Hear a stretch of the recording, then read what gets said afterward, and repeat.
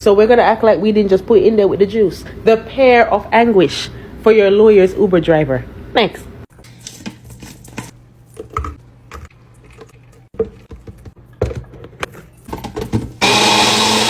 Death by lethal injection. Next. Yes, give me a second. Death by public stoning, and the officer who charged you gets a raise. Next.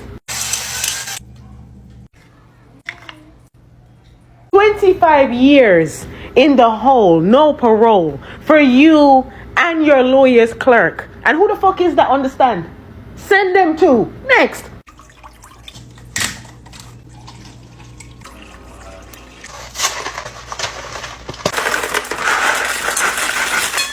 Clearly this is attempted murder. The electric chair. Next.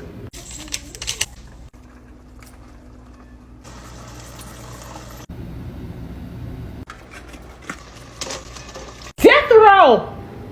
Next. So we have my famous. Call CPS. Take them kids. And add the firing squad. Good night.